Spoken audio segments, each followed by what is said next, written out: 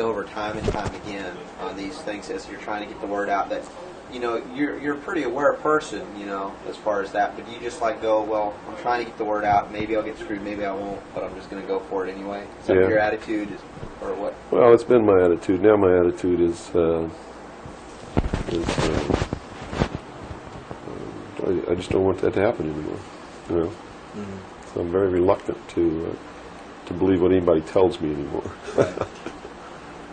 But have you developed an intuitive sense, perhaps, now? I mean, because you know how that can do. It can start shutting you down from certain experiences or certain places where you might need to be. That's true, and to a certain extent, I have an intuitive sense of where somebody's coming from, but it doesn't always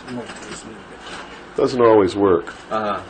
You know, that's what makes a con man a good con man, is that you get the perception that they're telling you the truth. Okay.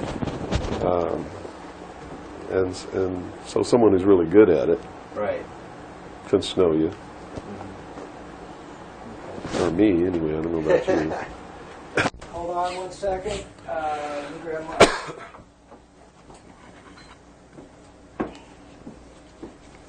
Yeah, you want to wipe your face or anything? No, fine. You got it? Okay.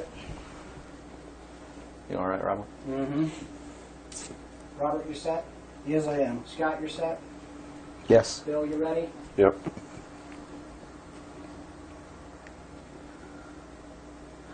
Bill, well, thanks for agreeing to the interview.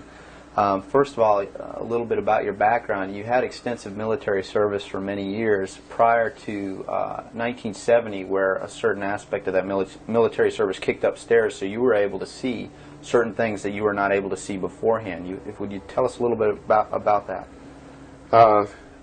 It actually started much longer in my past than that. I was reared in a military family. My father's an Air Force colonel. He's retired now. He was a command pilot. And as a child, I remember sitting around I remember the pilots at our house sitting around the kitchen table talking about their exploits in the cockpit and what they had seen in the skies. And some of that talk involved UFOs and what some of them called Foo Fighters. And I traveled all over the world, lived on military bases for most of my life. I was really an indoctrinated individual, you might say. I was as establishment as you could get, as gung-ho, pro-government, pro-America, pro-military. And that's why I went into the military, because that had been so much of my life. I went into the Air Force. I was in the Strategic Air Command for 4 years. As an aircraft and missile hydraulic technician, which is, I worked on the pneumatic and hydraulic systems of B-52 bombers, KC-135 aircraft, and Minuteman missiles. I had a secret security clearance. That's where I saw my first atomic bomb. I mean, we worked around on these planes, especially the ones on the alert pad, were always loaded, ready to go drop these bombs at a moment's notice. But while I was in the Air Force, I met sergeants, men who were older than me, and had been in the Air Force for quite a while, told me that they had participated in projects that had recovered crashed extraterrestrial craft, what you call UFOs. And they never told these stories unless they had quite a bit to drink. So I never really believed it. I thought, well, these guys are running a scam on me, you know, even though I'd heard about these things when I was a kid. I just still didn't believe in them. They're just so far out in left field, it's not something that you really give any serious thought to until something personal happens, which came later. While I left the Air Force, I went into the Navy, which is really where I wanted to be in the first place. I'd always had this tremendous feeling and connection with the ocean. I was an excellent swimmer, but I had a problem as a child. I had chronic motion sickness. If I got in a car and we went on a long trip, I got deathly ill, and same with boats or anything. I couldn't ride on the things at the carnival that went around and round because it just made me tremendously ill. But I decided after I had gone through the Air Force experience that, sick or not, you know, I was going to go in the Navy because that's really what I had wanted to do. So I did. Volunteered for submarine duty and was assigned to the USS Tyru SS-416, which was a diesel-electric boat World War II type, that had been reconfigured. When I went on board the boat, it was in the dry dock at Pearl Harbor Naval Shipyard, and had literally been cut in half. And they put in a 12-foot sonar section, and then 3 domes on the deck for triangulating targets using sonar. And this was really one of the most up-to-date electronically submarines that we had. Wasn't a nuclear submarine, but as far as the ability to approach, get close to a target and destroy it, it had a better capacity to do that than any other boat that we had. While we were on a transit from the Portland-Seattle area on the surface, I was the port lookout, and I saw the most incredible thing that I think I've ever seen in my life. And it had such a profound effect upon my view of the universe and the world that we live in, that I wish everybody could experience this. I saw come up out of the ocean, from beneath the surface of the sea, a huge disc-shaped craft about the size of a Midway-class aircraft carrier, which is tremendous in size. Even though that's one of our smallest carriers, or was then, it's still a huge, tremendously big object. Came up out of the ocean and rose into the air and tumbled on its axis and went up into the clouds, and I was awestruck, dumbstruck. And I mean dumbstruck, literally. I could not utter a sound. And my first impulse was to tell the officer of the deck that I'd seen a flying saucer, and then luckily for me I couldn't talk, because on second thought that's not what I really wanted to say, because I didn't want to be the only Looney Tunes character on a submarine with a tight-knit crew that you had to live in close quarters with, because that's a hell of a way to live. So I told the officer of the deck that I'd seen something about 15 degrees off the port bow at a relative distance of about 2.5 nautical miles. And he began to look in that area. And the starboard lookout had heard me tell him this, and he began to look over there. And while we were all three watching, either the same craft or another one exactly like it came down out of the clouds, tumbled again on its, why it did this maneuver, I don't know, but every single time it did it. It's like it came down in this attitude, and then it flipped over, and then entered the water. And the water just appeared to open up in front of it. It's just like the account in the Bible about the parting of the Red Sea. That's exactly what happened. The sea actually parted, and this thing went into the water, and it closed up behind it. And this big spray went up into the air. But it wasn't a spray from the craft hitting the water. It was a spray from the water coming back in to fill up this hole that had been created. And again, I'm thinking, this is incredible. What are we looking at here? And it was metal. It was a machine, and it wasn't glowing or anything like that. It didn't have any lights on it that we could see. But it was obviously metal, and it was obviously a machine. And although I can't tell you that there was anyone inside of it, I believe that there was. And it did something that, as far as I knew, was absolutely impossible. I'd been in the Air Force. I'd worked on the state-of-the-art of our aviation capabilities. And here I was on the deck of a submarine in the conning tower, and I knew what we had to be able to have to go underwater, and I knew that the two were incompatible. Here's something that came from under the water and flew in the air and performed maneuvers, and then came back down and interfaced with the water at tremendous speed and remained intact, which realistically it never touched the water. The water sort of magically opened up in front of it, but something had to interface with that water. Anything that we had that interfaced with the water in that manner would have been disintegrated. It's like hitting a brick wall. So I was looking at a technology that, as far as our laws of physics and what we knew at that time, didn't exist. This was in 1966. Ensign Ball was as shocked as I was. He called the captain to the bridge, who came up with the chief quartermaster, who brought a camera. And we all stood there and watched this occur over and over again for about 10 minutes. And I still, to this day, don't know if it was the same craft or a whole bunch of different craft going in and out of the water. But it seemed like that there was a hell of a lot of traffic on that freeway right there. And we were watching it as we went by. We never changed course. We never lowered or increased our speed. We made no attempt to communicate or signal. We made no attempt to get closer. And eventually, it just stopped. We were told not to discuss it with anyone, not even amongst ourselves, which was incredible. I never had been told anything like that in my life. You know, you can't talk about something. And to be told that we couldn't even talk about it amongst ourselves was even more extraordinary, I thought. But we didn't. We didn't talk about it. When we got to Pearl Harbor, all the time the chief quartermaster was taking pictures of this. So I know photographs were made. What happened to those photographs, I have no idea. But when we reached Pearl Harbor, we were not allowed to go ashore to go on liberty, even though we didn't have the duty. And about 2 hours after we berthed at the submarine base, a commander from the Office of Naval Intelligence came on board and debriefed each one of us individually in the captain's stateroom. And the ultimate outcome of the debriefing was that we didn't see anything, we didn't hear anything, and we had to read rules and regulations that told us that if we ever talked about what it was that we didn't see, that we could be imprisoned, we could be fined $10,000, we could lose all pay and allowances due or ever to become due. And I learned at that moment that the United States Navy didn't want anybody to know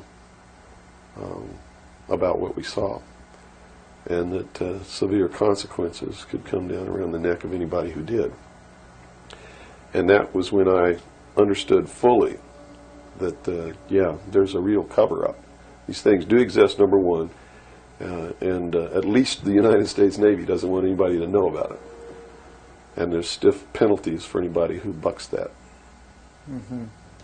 Moving forward a few years from, what, 1966, I believe, you gained a special security clearance that revealed to you certain documents, or were revealed to you, or that you saw, relating to this very cover-up. To this and many other things. I was eventually trained by Naval Security and Intelligence, and I was given a secondary NEC, which is Naval Enlisted Code, which was 9545, which is Internal Security Specialist. And an internal security specialist is someone who protects classified information, and protects areas, so to speak. And I had a specialty, which I was trained in, which was Pacific Area Intelligence Briefings. And I was eventually assigned to the Commander-in-Chief of the United States Pacific Fleet, who was Admiral Bernard Clary at that time, and served as a member of his intelligence briefing team. And basically all that means, we really had a wonderful job. You come in about 4 o'clock in the morning and you go through all the message traffic and everything. And what you do is what we did was that we prepared an updated briefing on everything that was happening in his half of the world, which he commanded the naval forces and marine forces, as a matter of fact. And put all this together in a briefing where we would update him on ongoing operations, brief him about operations that were scheduled to begin, political situations, deployment of Soviet forces, naval forces, everything. And after the briefing was finished, between 8 and 10 o'clock in the morning, then we were done. We were finished. So it was what you call fat cat duty or gedunk duty in the Navy. It's got all different kinds of names. It's just really a wonderful job. Now, to be able to function in this job, I had to have a security clearance, which gave me access to the information that I had the need to know to help prepare these briefings. And when I first was assigned to the command, I was attached to the OPSTAT office under Lieutenant Commander Mercado, which was operational status reporting, and while I waited for my security clearance. And it took 6 months to get it. What I eventually ended up with was a top secret Q clearance with an SCI attachment, which means sensitive compartmentalized information, and there were no blocks. In other words, there was nothing confining me to only certain compartmentalized information. I had access to whatever the Admiral and his staff had access to, because we had to prepare briefings and brief these people on all of these things. And I'm sure that at first I was tested and wasn't shown a whole lot, but eventually, when they began to have confidence in me, I began to see things coming across my desk that were just absolutely incredible. And a lot of it is really hard to talk about because it's so far outside the normal concept of reality for the average American that that they're going to find a hard time believing any of it. Mm-hmm. But I saw documents that were labeled under the classification top secret, and the compartmentalized, the compartment that was put into was called MAGIC, M-A-J-I-C, which told me that that UFOs are real, which I already knew. I'd seen one. Right. But this went farther than that. It told me that they were extraterrestrial in origin, that there were 4 different extraterrestrial species or races visiting this Earth, and that they had actually entered into an agreement with the United States government with one of these species of alien beings to exchange technology, and it told me all the projects that was underneath this. Project Red Light was actually the testing of extraterrestrial craft. Project Plato was a diplomatic project. Pounce was the recovery of technology. Pluto was the application of that technology to our own secret space program, not the public space program. There are 2 different space programs. One is what the public gets to see, which is overseen by NASA, and the other one is a secret space program that nobody gets to see, which is really overseen by the Navy Department under specialized compartmentalized black projects. And what these people are doing in secret is just absolutely incredible. I also saw documents under an operation called Operation Majority, which outlined the plans to bring together a one-world government. It also included extraterrestrial information within that. Project Grudge, which was the second project. First was Sign, and then Project Grudge, which contained all of the extraterrestrial information up to a certain point. I forget the year cutoff. And then it was contained after that in another project called Project Aquarius, which was the accumulation of the whole history of alien interaction on planet Earth. But I have to say at this point that I don't know if those documents were really telling the truth or not. They could have been showing me these things so that eventually I would go out and talk about this. And maybe that'll become clear to you later why they may have done that. It could be real. So. But at this point, from a personal standpoint, what was it that, based on your experience in '66, and they said, absolutely do not reveal this to anybody, and here we are a few years later, and you're seeing documents that prove that what you saw was real. What was the one factor or a number of factors that led you to the decision to say, I've got to get this out, I've got to tell people about this? I saw contingency plans called Majestic. And these contingency plans were to, first place, a contingency is a plan that can be implemented if certain things occur.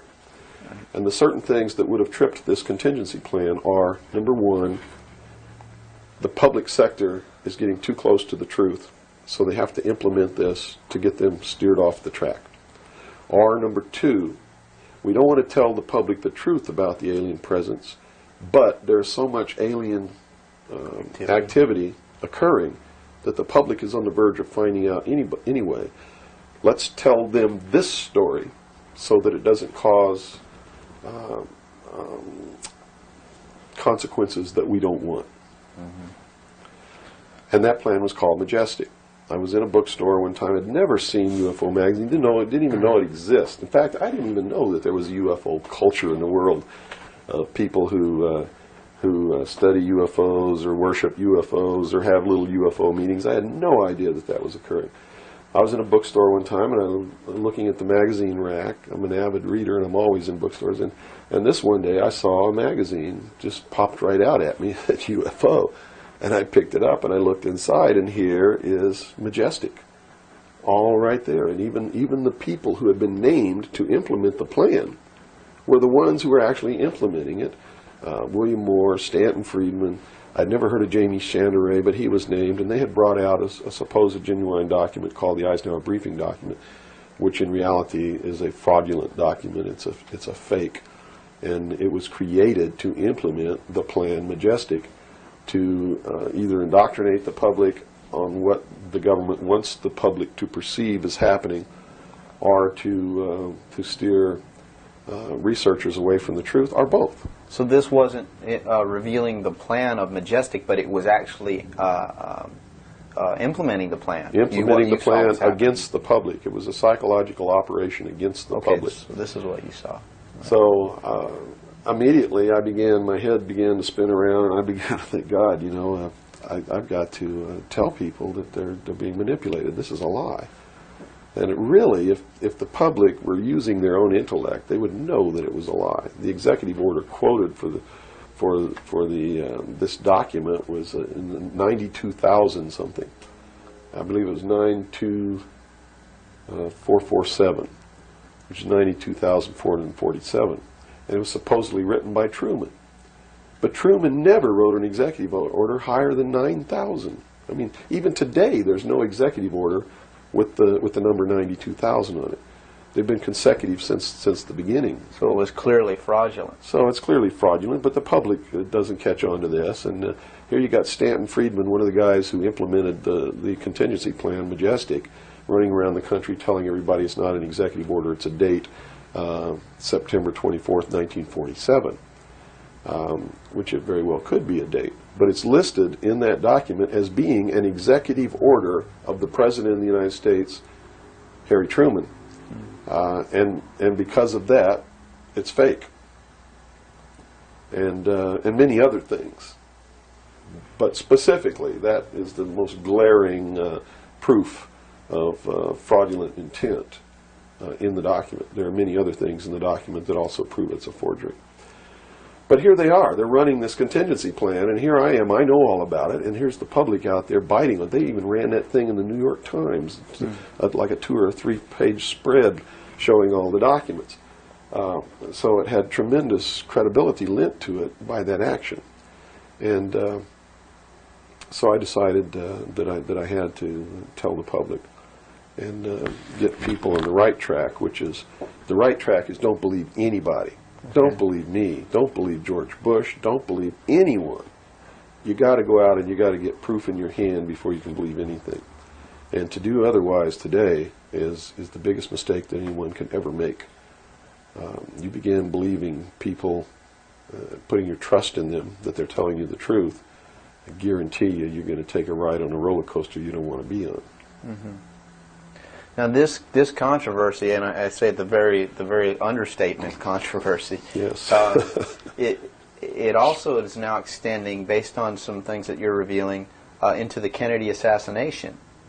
Yes, in the set of documents, which really was literally 2 or 3 file cabinets of documents, called Operation Majority, I saw documents which told me what happened in Dallas and why.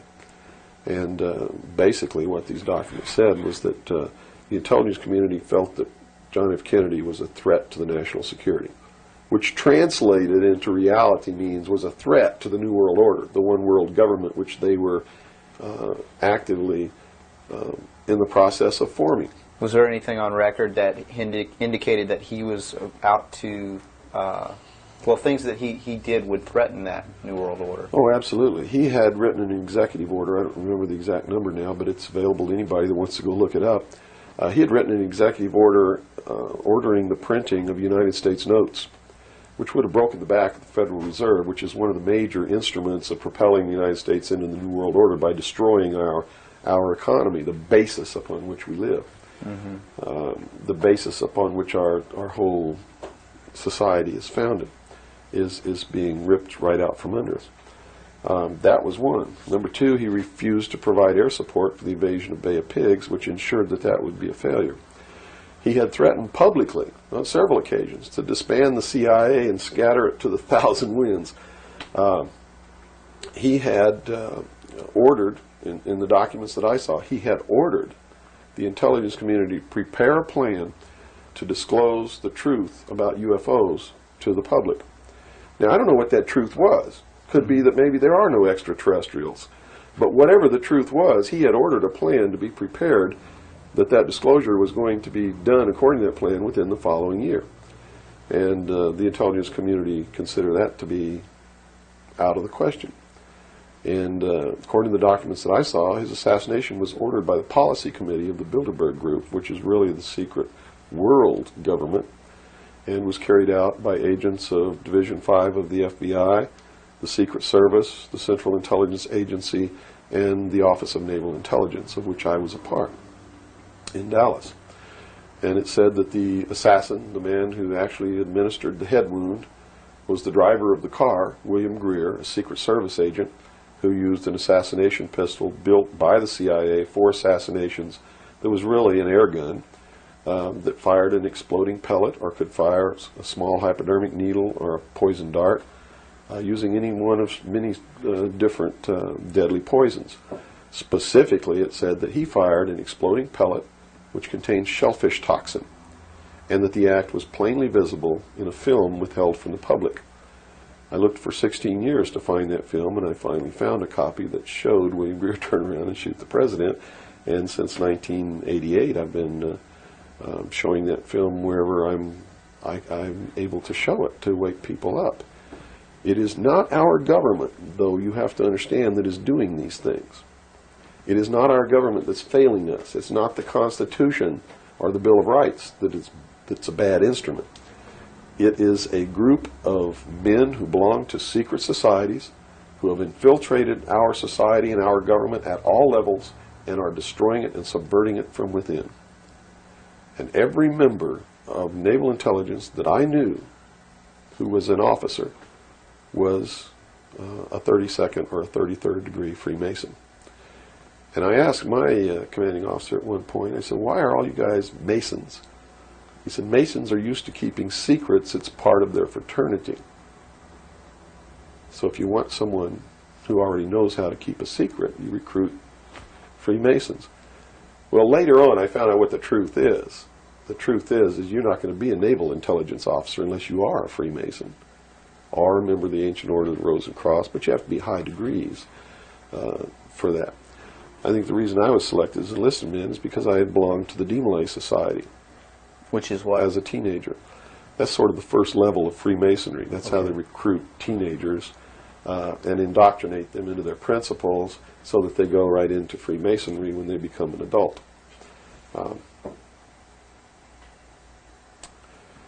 So basically that's the story. Yeah. Okay. Well, based on the information that you're revealing, which would seem to be equally or if not more of a threat than what Kennedy was originally planning on doing, is actually revealing the underlying cause of all of this. Why is it that you are here today, or how is it that you are here today and you're not, conveniently taken away and put in a padded cell somewhere so that you can't speak of these things? Well, I really don't know the true answer to that question, because you would have to ask them to find out why they haven't done anything. But I can tell you this. I began to reveal information in 1976, and I was physically attacked on 2 occasions. My skull was caved in. That's what all these scars are here. On the second attack, I lost my leg. They visited me in the hospital. They had no intention of killing me. They were delivering a message to me. Shut up. And that was the message that came through loud and clear. And 2 men who identified themselves with identification cards who belonged to the Defense Investigative Service, which is really the Defense Intelligence Agency, asked me if I was going to shut up or they were going to have to do it right. And I told them, I said, you don't have to worry about me. I'm going to be a good little boy for the rest of my life, and yeah, I'm going to shut my mouth. And I did for 16 years, kept silent until I saw this UFO magazine in a bookstore, which indicated that they had implemented the contingency plan called Majestic. But if you want to know what I think the reason is, I believe that there are several. One, they've had a plan that's been in force since the 40s to debunk, ridicule, destroy anybody who ever talks about these subjects. And the public has been thoroughly indoctrinated that if you talk about any of these things that I'm talking about, you're just another nut. So the public, by and large, doesn't pay any attention to it. So in that sense, I'm not a threat. If the president had come on television and said, hey, this is what's going on, then they would have listened and they'd pay attention to it. But people like me, they perceive me as being just another loony bin, fruitcake, nut, which I assure you I'm not. But that's the perception that they've been brainwashed into believing. And so that's what they believe. Number two, I am so much in front of the public from the very beginning when I began to talk.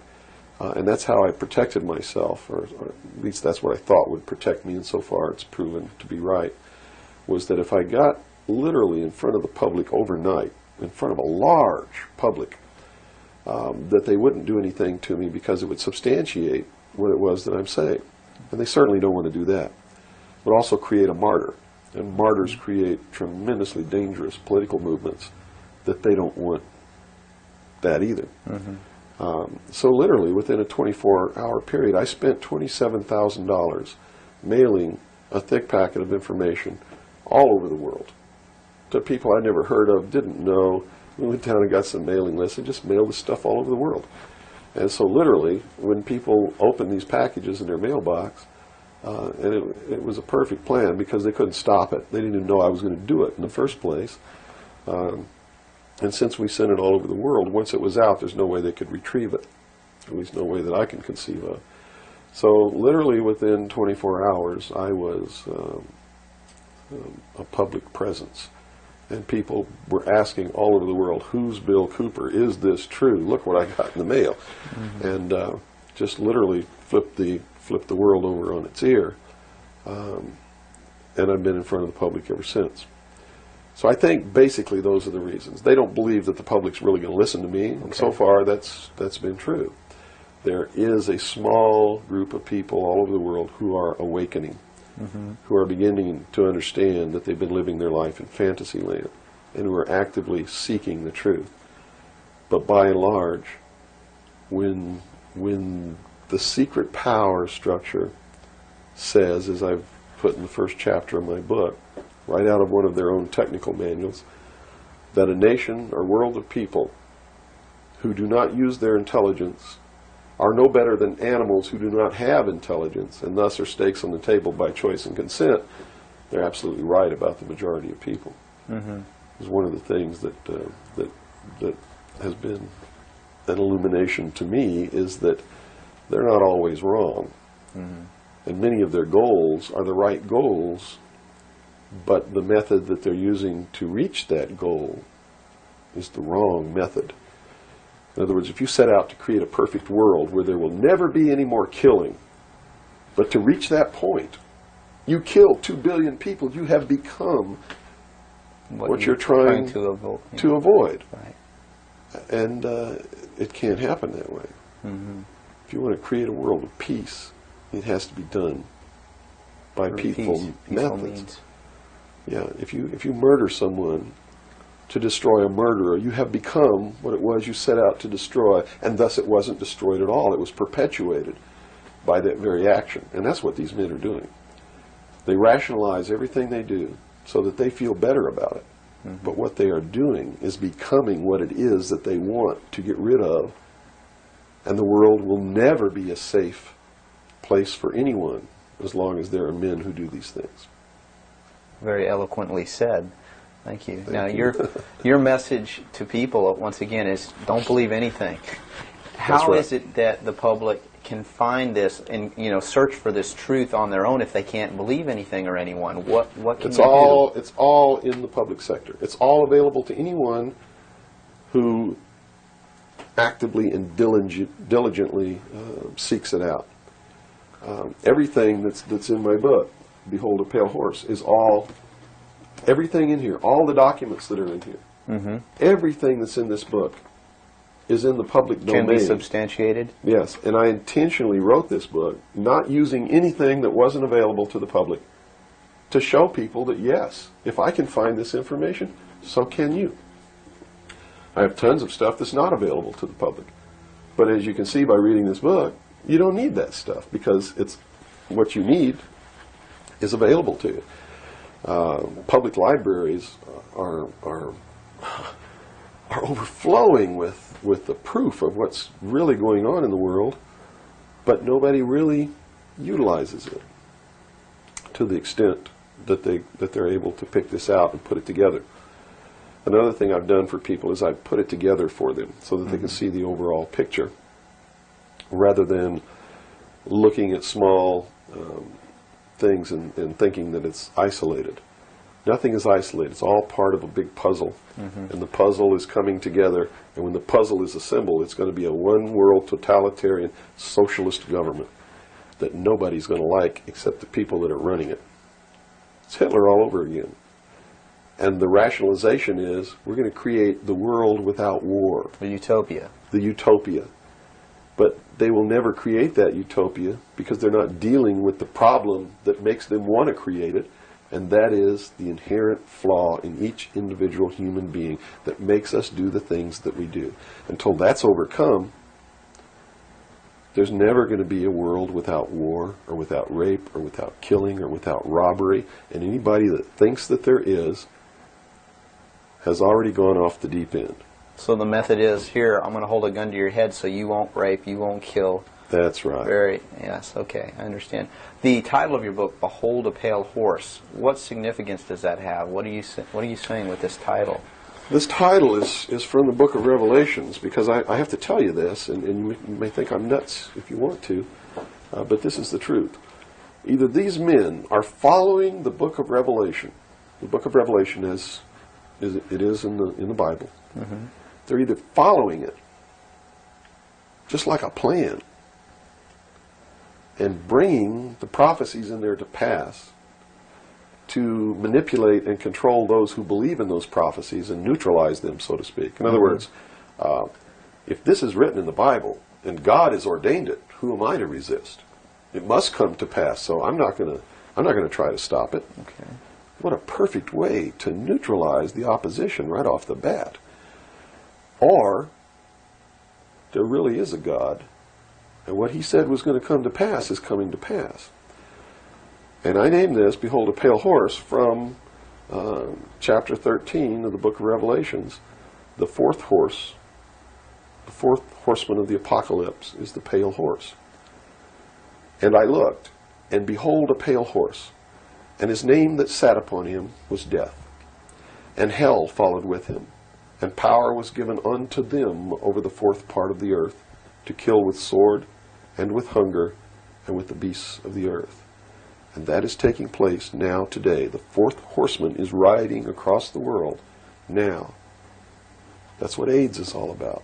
That's what all these little brush fire wars all over the world are all about. That's what's happening. That's why cancer cures are suppressed. Is because they fully intend to kill a minimum of 2 billion people by the year 2000. AIDS is an invention of man. It is not a natural disease, and it has been implemented and placed into the population as a population control. And when they did it, they had the cure before they did it.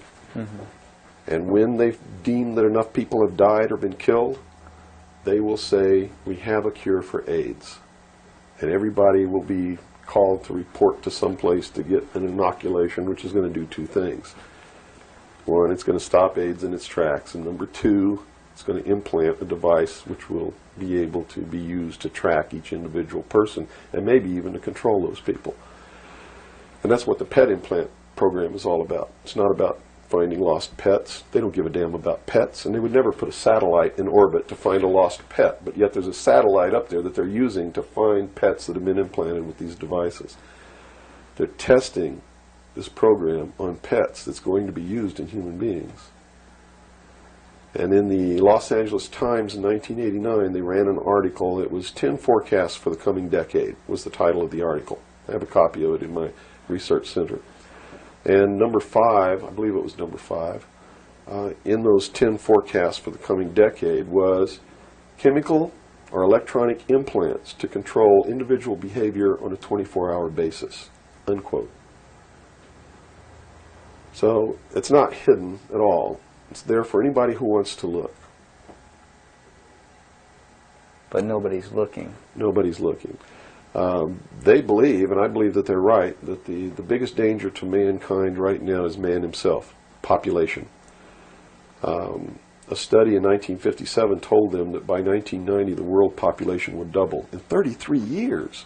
Can you imagine that? The world population of human beings doubled in 33 years. Mm-hmm.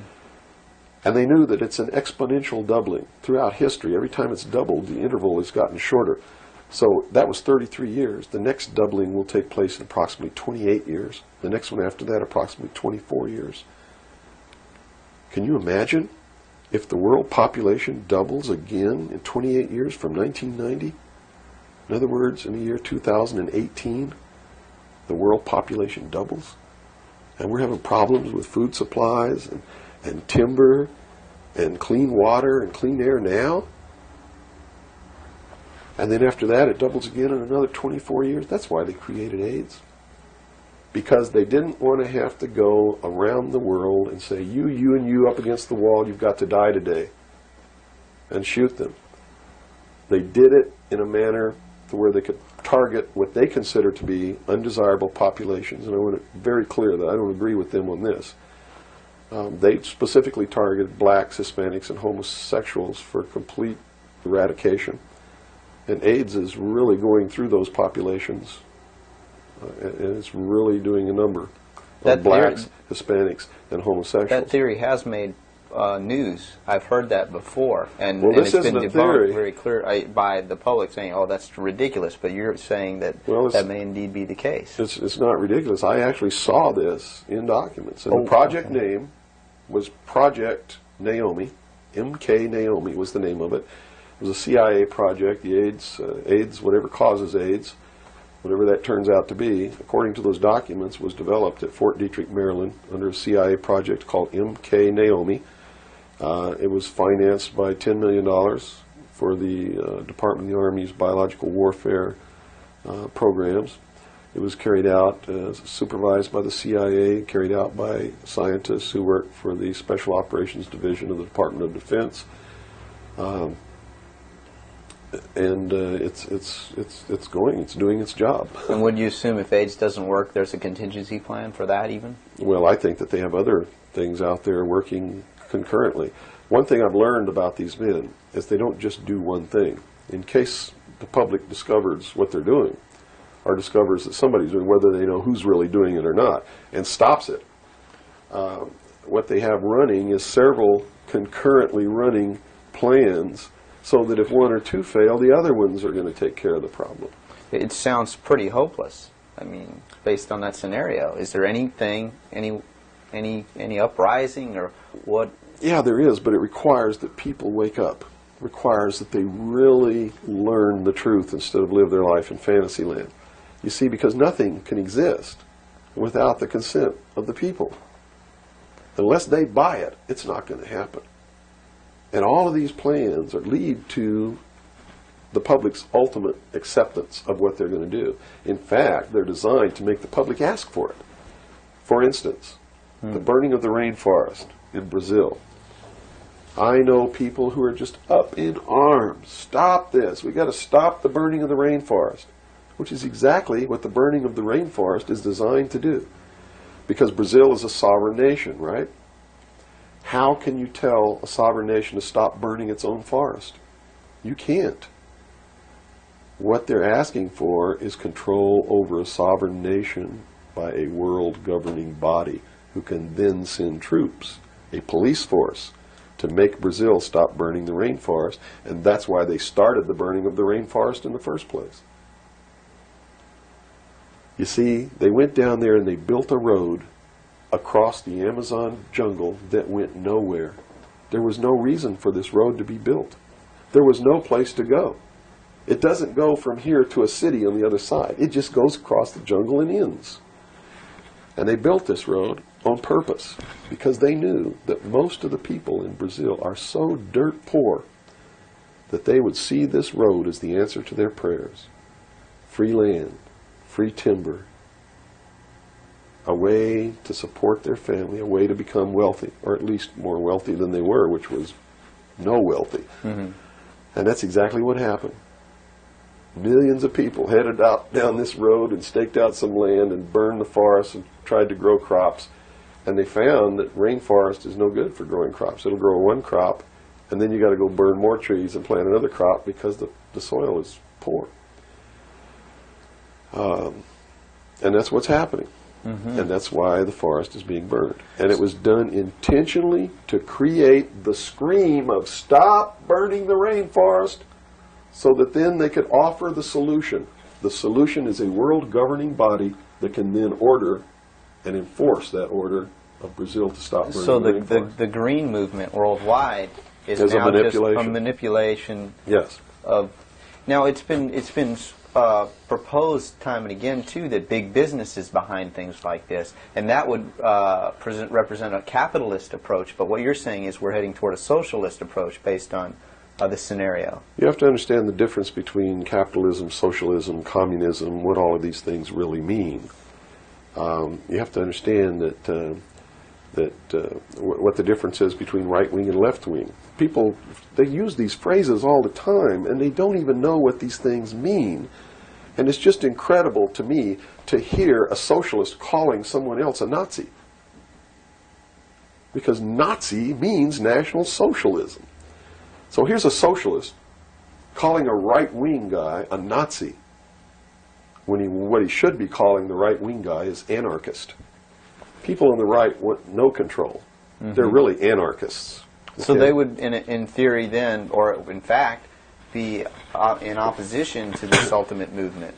Yes. Whereas in appearance, they would be the ones behind it. Well, when you have a misunderstanding of what the terms mean, yes. Okay. Right-wing on the far right is total anarchy. They don't want anybody controlling anything that they do, and they believe that people are responsible enough that the world can exist without government. Okay. Or the very minimal government that it would take to. On the far left, on the other hand, they believe that the government should be in total control and should be supply man with all of his needs. Well, creating a whole society that's dependent. Right. A republic is somewhere in the middle. It's governance by laws. Laws are decided by representatives who are elected by the people. And according to the theory, the representatives will do what is right, whether they get elected or not, because it's not really a democracy. A democracy is far left. People don't understand. We don't live in a democracy. This country is not a democracy. It is a republic. A democracy is ruled by the mob. The mob always votes themselves every kind of benefit that they can vote themselves. And whenever you do that, it means large, tremendously overpowering government in control. They vote themselves into dependency. That's it. They Okay. vote themselves into a dictatorship is what they do, where they lose all of the benefits that they intended to vote themselves into in the first place. Okay.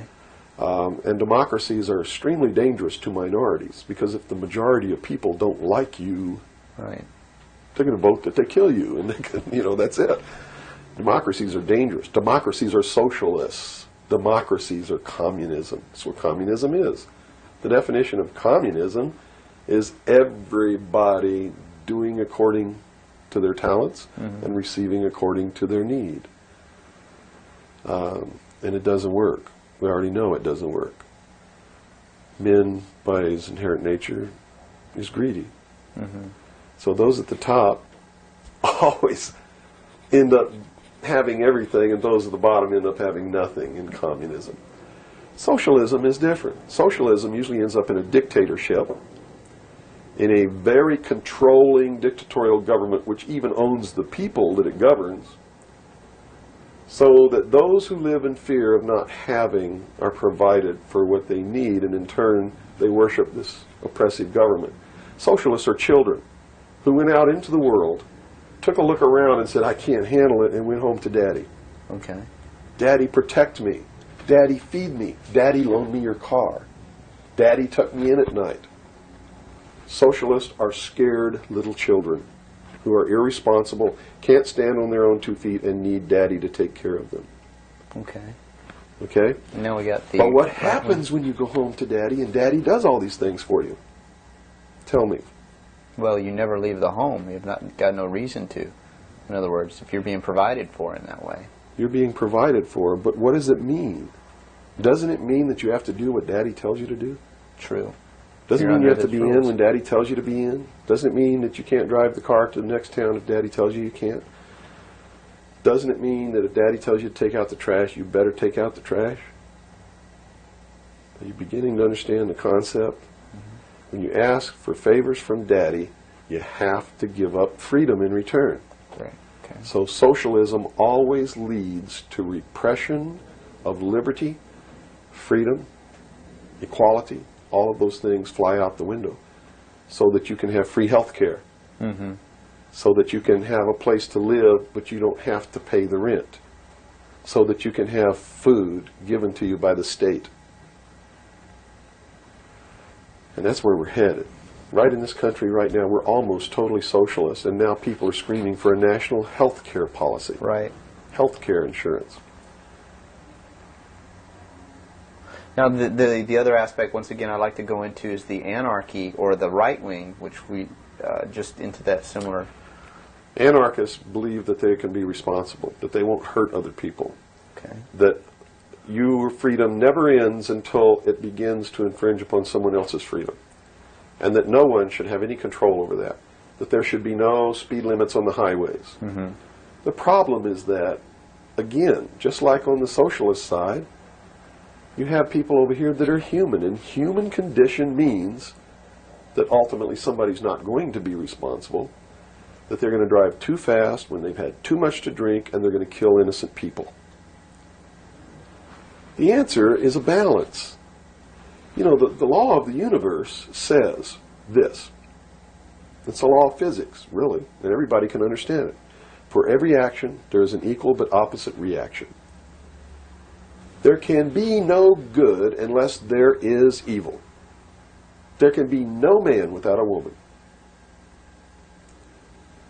You understand Right. the concept? Based on that, the theory of a utopia here on Earth is corrupt right away. Absolutely. It goes against the laws of physics. It goes against the law of the universe that there must be two opposing forces all the time in every instance, because that's what makes the universe work. That's what makes everything work. What we need to do is stop trying to go way over here and establish some utopia of freedoms, or way over here to establish some repression of freedom so that we make sure that we got something on the table to eat. And strike a balance between the two that works. And stop withholding information. What makes it difficult for anyone to succeed or live, or for us to really come together and have peace in this world, are all of these people who think that they are the guardians of the secrets of the ages and have only them have truly mature minds, so only them are worthy of knowing the secrets and the real science and the real metaphysics and all of these things. So they repress it and they keep it secret. So the rest of us live out our lives and we don't know the truth of what life is really all about. Therefore, we're always stumbling over each other and getting in each other's way and doing the things that we profess that we don't want to do. Simply because we don't have access to the truth.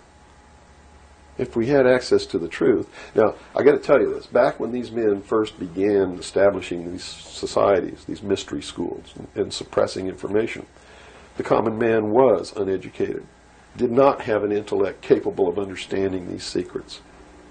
They were really beasts of burden, for the most part, and they lived their whole life in toil. Right.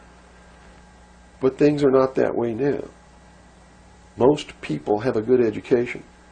They have a good mind. They're capable of understanding if they're taught, and if they're taught correctly. And I think it's time to teach people what the truth is, and quit hiding it, so that we can come together as one humanity and make a balance and live together in a balance. You know, evil's never going to disappear. Neither is good. But we can maintain a balance and life can be good. Instead of swinging back in this tremendous battle between these two opposing, radical, extreme ends of the scale. That's got to stop. I've never understood why somebody would join together in this band of people and call himself a Democrat and not vote for anybody else if they're not a Democrat. That concept is beyond my understanding. And Republicans and Libertarians and populists and communists and socialists and this and that, and blacks and whites and Indians, and there are so many sects and groups and segments, and we're so fragmented that getting together is going to really be difficult. But we've got to do it. Because if we don't wake up and do it ourselves, these men who meet in secret and plot the manipulations are going to do it whether we want it or not, and they're going to do it at the point of a gun. And they're going to take away everybody's freedom because they don't consider us responsible. Capable of having that freedom. Are capable, or even of using our intellect. So they'll put us in shackles and control us and force us to be peaceful. That's what the plan is, and that's what the New World Order is all about. Well, we've run from UFOs right to this. And at first, a person might watch this and say, wow, this is really strange. But where we've come down to, based on that beginning, is quite in the realm of common sense. Well, it's not strange at all. It's what they've been trained all their life, that if they hear these buzzwords, they're listening to some loony idiot talk, and it has no substance to it. Once they get into it, though, and begin to understand that everything is interconnected, it's leading us toward one end. A one-world totalitarian socialist government, and begin to see it coming to pass all around them in their life, and understand that nothing happens by accident. It's been planned for many years. Then they begin to understand that UFOs play a big role in this. Because if they're real, it's the most significant thing that's ever happened in the history of man, and may be the driving force behind locking up the human race. Because how could a UFO land in a place like Macon, Georgia, and somebody who doesn't look like us get out, walk down the street? And I'm not trying to insult the citizens of the state of Georgia. What if they landed in Newark, New Jersey, and got out and walked down the street in a society that kills people because they sit in the wrong seat on a bus? I'd assume now that they'll know about us. Of course they will. They probably already know about you if you've been exposing the truth on your show. Would you assume that our phone lines would be bugged at this point? I don't know. I doubt it. They don't really consider you to be a threat unless you develop a large political following. Oh, okay. So, unless you have a large political following, you're not considered to be a threat to them. Because they figure that the people are too stupid to listen to you anyway. And generally, they're right. So we're in the process of educating people then. Yeah. It's the best thing. Education is 60 or 70% of the battle. Yeah. Because people automatically begin to do the right things once they learn what the truth is. They're educated to it.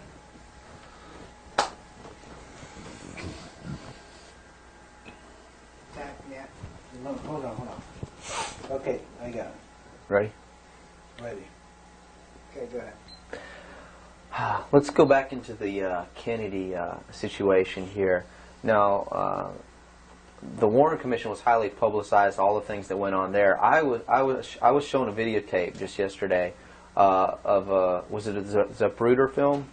It is the Zapruder film. Okay, and it clearly showed to me that a number of things. One in which that the film was obviously tampered with. Absolutely. but not tampered with to the point where I couldn't tell that the driver of the limousine was pulling a gun, or what appeared to look like a gun, around his shoulder and shooting President Kennedy in the head. That caused his head to snap back. Did the Warren Commission see this? It seems so. The Warren Commission never looked at the Zapruder film, ever. So they never saw it. Now, I don't know who testified during the Warren Commission about the Zapruder film, if anybody did. But I do know that later at the investigations of the House Select Committee on Assassinations, that a man was specifically hired as an expert witness to view the Zapruder film and tell the committee what it showed. And that man's name is Robert Groden. He wrote High Treason, which is a bestseller out now on the Kennedy assassination. And he was one of the many so-called technical experts for the making of Oliver Stone's film called JFK. He's also a fake, a fraud, a traitor, a liar. He was hired by the House Select Committee on Assassinations based upon his resume, which says, very simply, that he is the world's foremost #1 photo analyst, which is a lie. He never went to school in photography. He never was a photographer. He never was a photo analyst. And I got to tell you right now that the world's #1 foremost photo analysts are all come out of the military intelligence community, who are trained to interpret high-altitude photography and learn what really is there. He never served in that capacity either. He looked at the Zapruder film, and he told Congress, he told the committee in testimony, he testified, both in written and in verbal form, that William Greer never took his hands off the steering wheel. And that's a blatant lie. I mean, anybody can look at the Zapruder film and see that William Greer takes his hands off the steering wheel.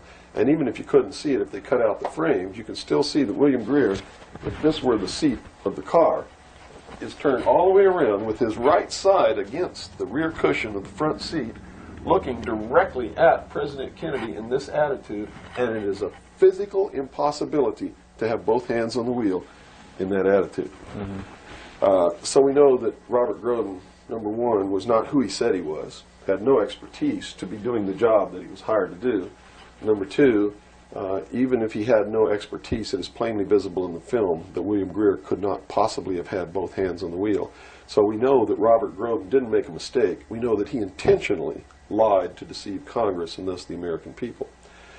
And what's real strange about it is he's been very active in the research community, supposedly exposing the assassination of President Kennedy. But if you look what he does, he is constantly coming up with new theories, supposed new evidence, most of which is fake.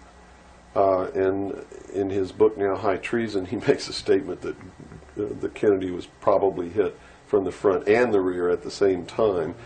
His job is to keep the American people confused and propagate the lie that our government is no good, that it's our government who assassinated John F. Kennedy.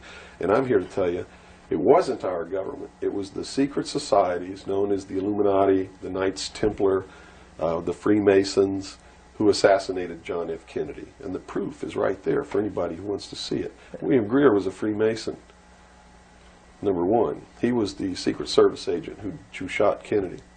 #2, in Dealey Plaza, there's an obelisk, a monument commemorating the location of the first Masonic temple in the state of Texas. Dealey Plaza is on the 33rd parallel, which is one of the sacred numbers in Freemasonry. He was assassinated in a manner that assured the greatest flow of blood, which is called blood atonement, which was practiced by Freemasonry in the early days and supposedly is not practiced now. But in reality is the method of choice of execution, trial and execution by Freemasons. The Bilderberg group that orders his execution is the Supreme World Council of Freemasonry and consists of 39 permanent members, which is 3 times 13, which is also the exact number of men who signed the Constitution. 39. You see, our forefathers were also members of this secret group, and this country was founded to bring about the New World Order. And it's all in the Great Seal of the United States, which was, and that the design of the Great Seal was made law in 1782. It's just absolutely incredible that the American people don't understand that groups of men don't get together and meet in secret and take blood oaths which say that they can be cut open and their heart ripped out of their body and their intestines scattered over the floor if they talk about the secrets. That's not a benevolent fraternity. That's a dangerous group of men. Grown men don't play games like that. They're serious. It's the secret societies who are bringing about the New World Order. They're the ones who killed John F. Kennedy. There's nothing wrong with our Constitution or our Bill of Rights. But Americans are going to be convinced that our government sucks. And that's what all this stuff is all about. So at the beginning, the founders of this country actually did create what was I guess you could say, an above-board, good government basis for a good government. Yes. They gave us every tool to ensure the success. But it was an experiment, you see, because man had always claimed that he could rule himself, but had never been allowed to do that. Even in ancient Rome, they call it a democracy. The man didn't rule himself.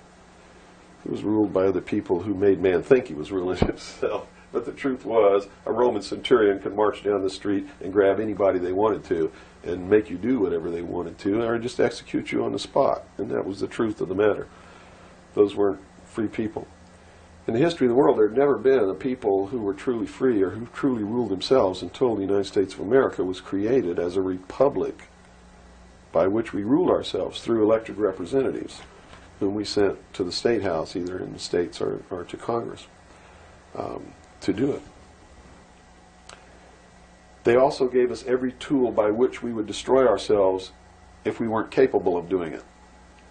The United States and France, the revolution in this country and the revolution in France, were created to bring about governments which would function as the antithesis to the kings and queens of the world and cause them to topple off their thrones.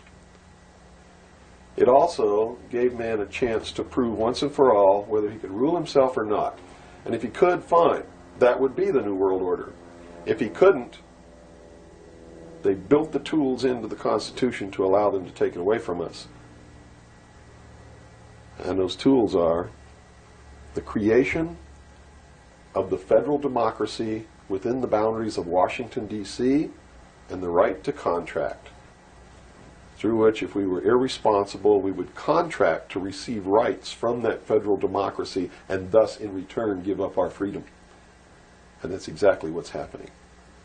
It's exactly what we've done. John F. Kennedy was short-circuiting the New World Order.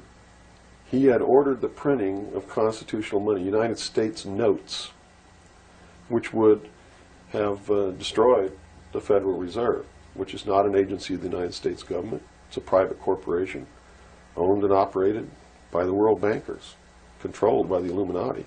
And its purpose was to destroy the middle class in this country and thus our economy, and throw us at the mercy of the New World Order. And we see this unfolding now. You see it unfolding now. You are seeing, and I predicted this well in advance, you are seeing the destruction of the economy of the United States. And it will continue. It will not get better. It's downhill from here on out. Unless we nationalize the Federal Reserve, lock up the criminals who own it, cancel the debt, which will then bankrupt the Illuminati, which is exactly what we ought to do, print constitutional money, which cannot be usurped, which cannot lead to our destruction, and go back to what we're supposed to do, and quit contracting for benefits. We're escaping from the laws of nature, and there's a terrible consequence for that. Mm-hmm. Terrible consequence. We have to function within the laws of nature. You can't contract for somebody else to keep you alive. You have to be responsible within your life to keep yourself alive. Mm-hmm. And if you can't do it, then you have to die. That's the law of nature. You see. Kennedy also did a lot of other things. I mean, he was a believer in the Bible. These men who are bringing about the New World Order don't believe in the God of the Bible. They believe in the God of light, Lucifer, the angel of light, who was flung down to the earth and became the Lord of the world. That's their God. That's why everything they do goes against what people know to be the right thing to do. They believe that man was held prisoner by a vindictive, cruel God named Jehovah in the Garden of Eden. And that Lucifer, through his agent Satan, set man free from the bonds of ignorance to which he was chained to the Garden of Eden, and thus brought the gift of intellect, wisdom, to man, and thus is the true benevolent God. And man, with his intellect and his wisdom and his knowledge, will create technology which will elevate man to the position of God. And all this is allegorical. Don't take the story literally. you see, because it's all allegorical. They believe that intellect, reason, is the light, is the true God, is what makes man God. And I'm not going to debate the right or wrongness of that, because who the hell knows? But I can tell you that they pervert whatever it is that might be divine about their philosophy by becoming what they profess to destroy. To destroy, yes.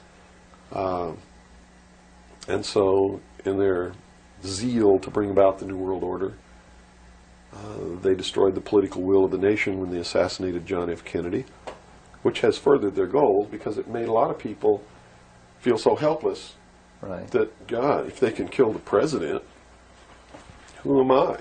You know, what can I do? I'm just one lonely, helpless person. So they quit voting. They abdicated their power. And, of course, through agents like Robert Groden and many others, Oliver Stone, they're being convinced that our government sucks, that our government is the problem, that the Constitution doesn't work, that the Bill of Rights aren't real. We're playing right into their hands, in other words. We're playing right into their hands, because there's nothing wrong with the Constitution or the Bill of Rights or our government. The people. You see, it's been infiltrated. And from within, they are eating at the heart of this nation like a cancer, this secret society. They are destroying it. They are subverting it. Our Constitution has not been allowed to work since 1945, and maybe even earlier.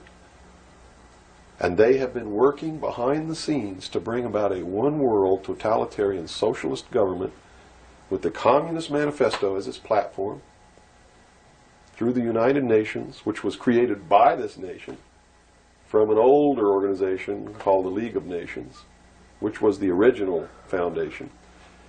And at the highest levels of our government, the Constitution's already been scrapped, and they are working under the aegis of the UN Participation Act and the United Nations Charter. Which says what? Which says that there are no rights, there are only what you call privileges. And privileges can be granted or taken away at will by the state. Quite frightening scenario. It's a very frightening scenario, and people better wake up to the fact that unless they wake up and do something about it now, there's only going to be one alternative. And that's either take up arms, restore the Constitution, and the blood will run in the streets of America, or reach down and put the shackles around your own feet and march off into slavery peacefully.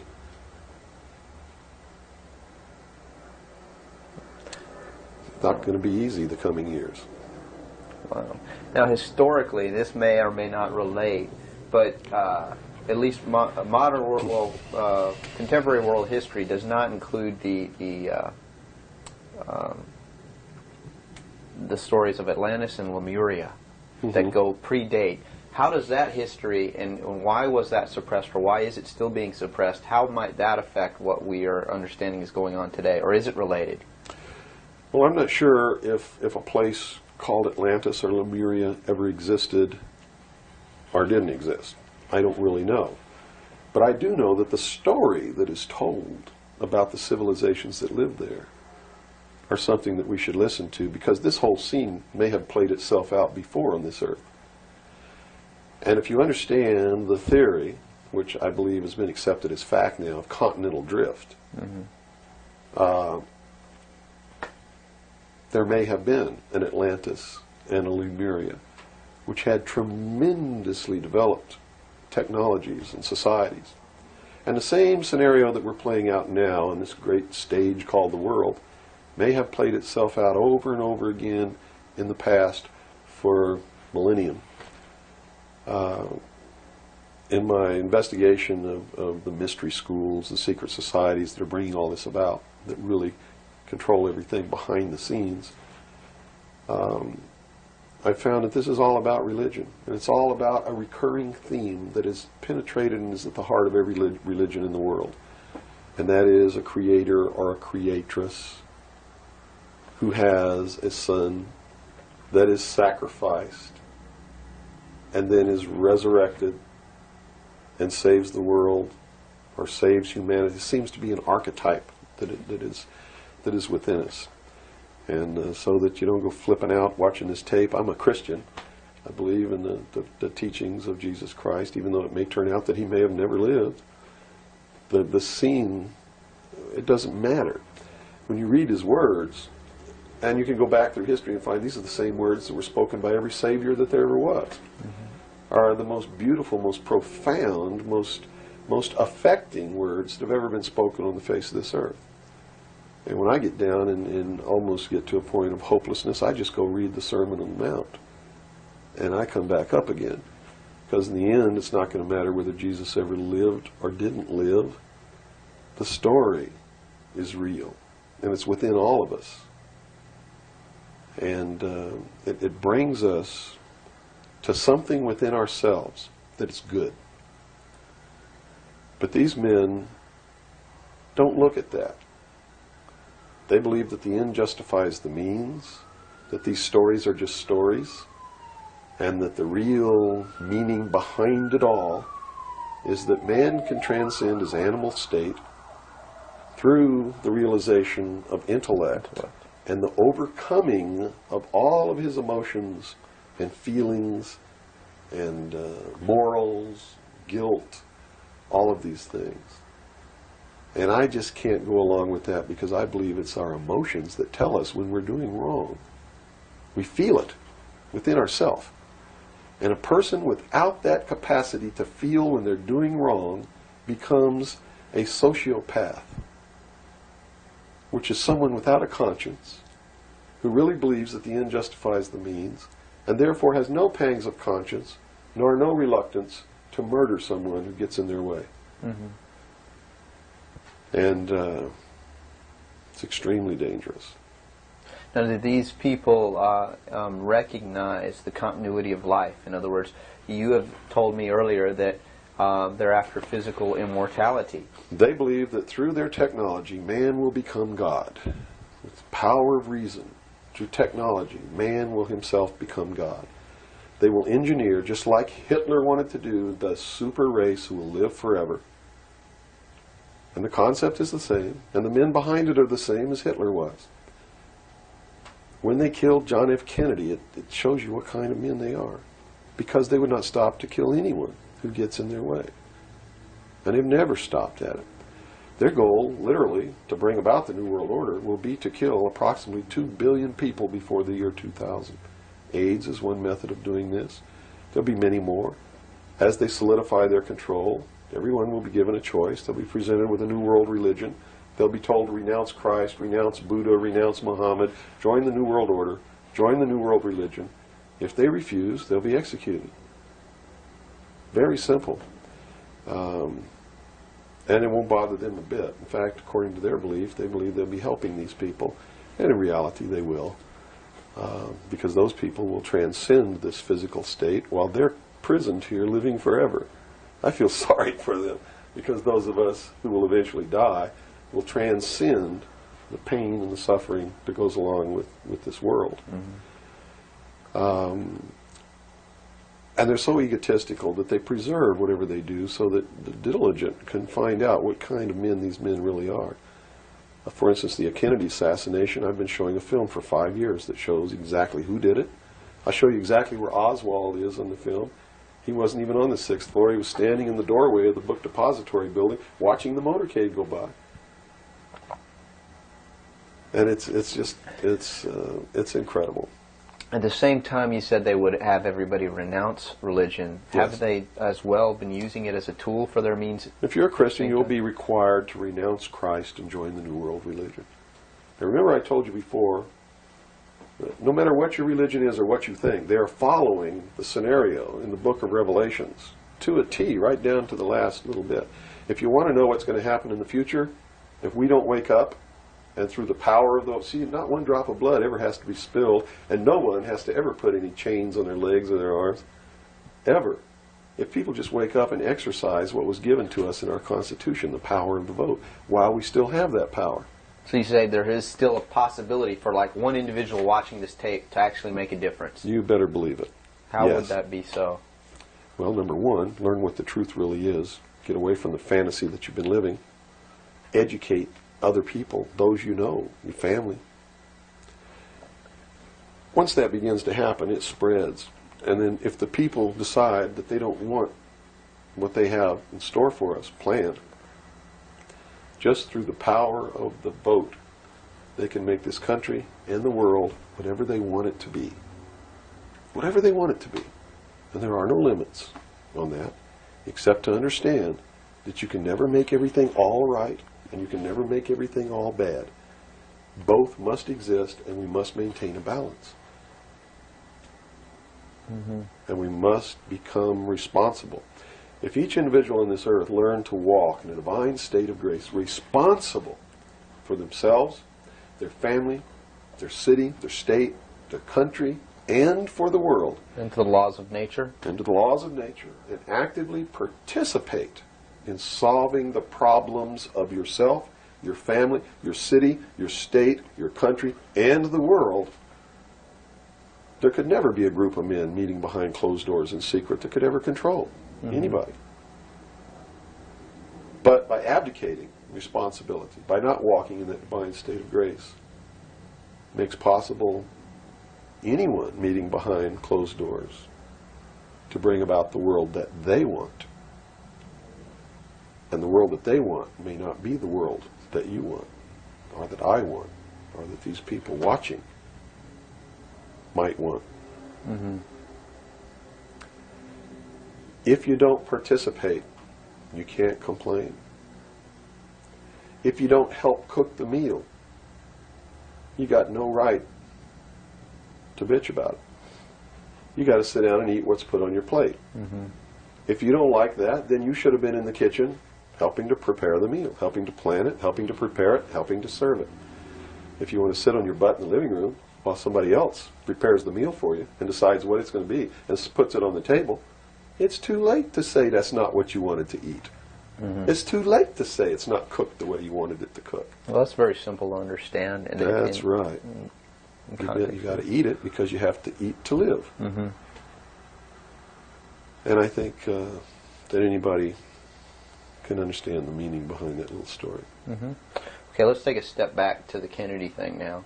So This is all about the Kennedy. well, yeah, it is. But just specifically about, once again, I want to bring up the film as well. Another thing that came to my mind when I viewed it is that the two Secret Service men, the driver and the person sitting next to him in the front, regardless of what they claim happened, obviously did not operate in a way that you were trained as a Secret Serviceman to protect the president. Shouldn't they have just driven that car right out of there, and the other guy should have done something to protect or look for who's shooting? You know, it just didn't seem to make any sense. How would the Warren Commission not? They didn't see the film, so I guess they didn't no one see was the wrong. film by design, because if they saw the film, they'd have to be responsible for the decision that they made that Lee Harvey Oswald was a lone assassin. Okay. So I think they didn't see the film on purpose because they didn't want to have to be responsible for saying, Making hey, that look, decision. the driver did it, you know. They didn't want to make that decision. And in a letter that Lyndon Johnson wrote to the Warren Commission, he specifically said in the letter, you must quickly identify Lee Harvey Oswald as acting alone with no conspiracy so that America can get back to business. Was Lyndon Johnson acting on behalf of the secret society, or was he Of concerned course. with... He had to know all about it and approve of it because he was going to be the new president. And the new president would be in charge of the investigation. How high see? up a government official do you have to be before you're briefed of this, you know, the total of all the things that are going on, the reality behind them? Well, you have to understand that nobody exists on a high level in government who's opposed to the New World Order. Nobody. Our government has literally been infiltrated. And there's a cancer within our government destroying it, eating it, nibbling away at it, hacking off its limbs. And you said this started in 1945? 1945 was What were the events? when the overt destruction began to occur, when Truman signed the UN Participation Act and the United Nations Treaty. It actually began long before that, when these secret societies began to infiltrate the government and appoint their members to important posts. infiltration is easy. If one gets in, he can then appoint and hire others to replace people who are not members below him. So now we've had over 50, almost 50 years of this going on. At least. I believe that it started back probably 1913, 1917, when the Federal Reserve Act was passed, when the Council on Foreign Relations became a reality in this country. And you can, by diligent research and study, you can see when it happened, where it happened, who did it, and how it was done. It's apparent. When they say there's no conspiracy, I mean, we talk about a conspiracy. It started out as a conspiracy. But when they say today there's no conspiracy, that's not a lie. It's the truth. They're doing it right out in the open, right under our noses, and we're too stupid to know it, to see it. So it's not a conspiracy now today at all. It's right out in the open. They even published their plans. I mean, here Carter appointed Zbigniew Brzezinski as the National Security Advisor, who just wrote a book before he was appointed, declaring himself a Marxist. I mean, you read that book, this man believes in Marxism. This man is a socialist. Not only a socialist, he's an international socialist. He's a globalist.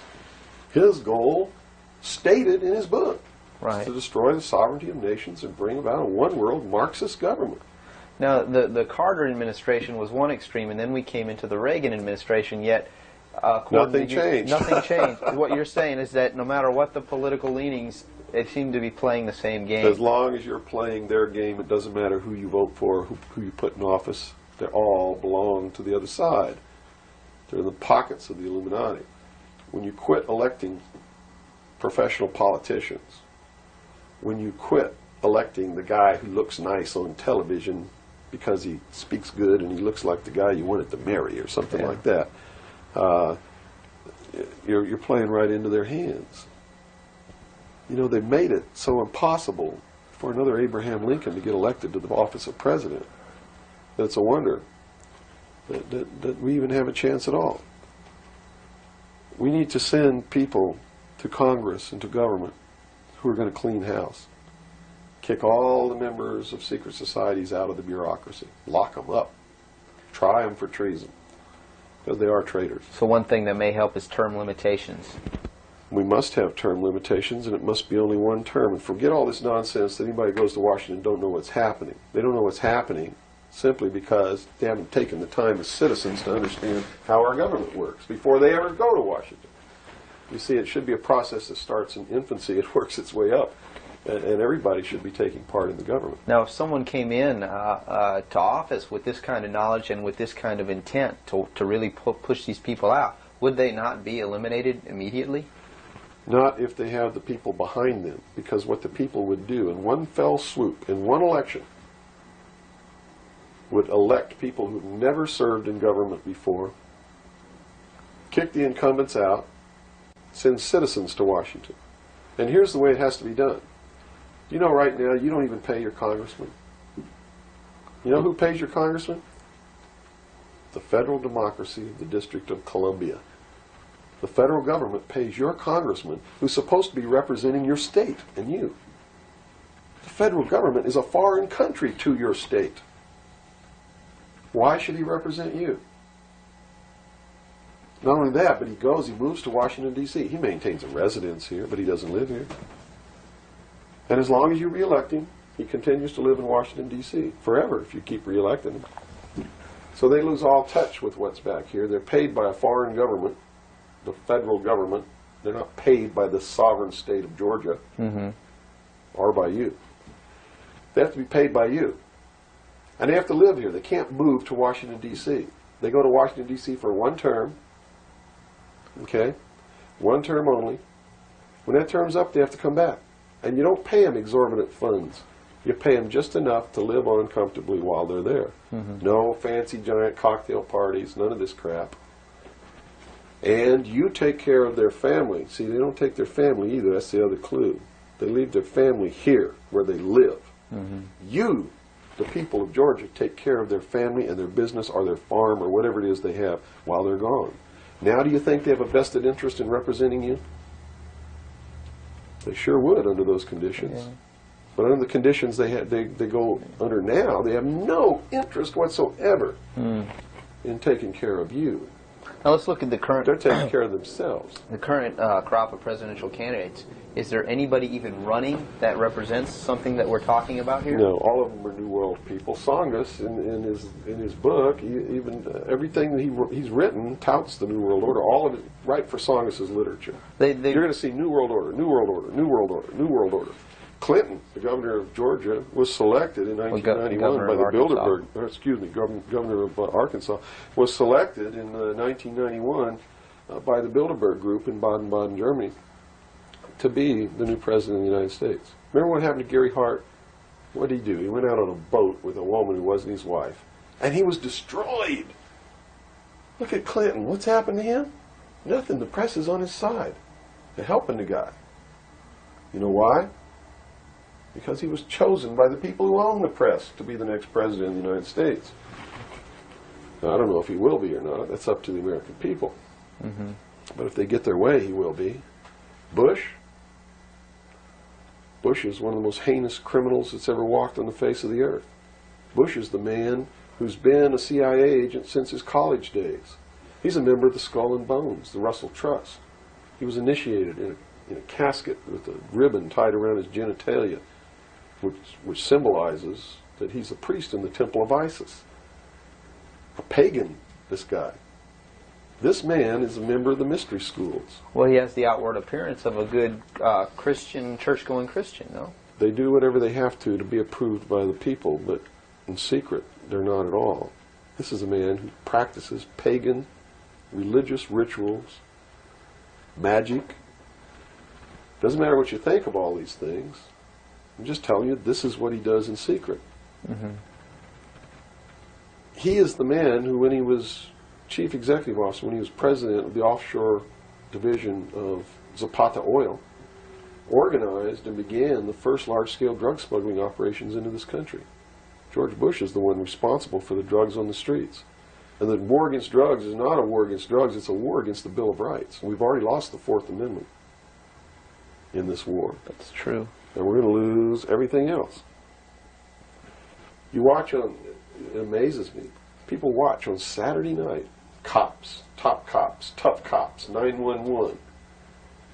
All of these stories that are glorifying the police state, and they're falling right into the manipulation. As they watch police with no search warrant, with no court order, break down people's doors, tear out their walls, rip open their mattresses. All in the name of the war on drugs. Pretty sneaky.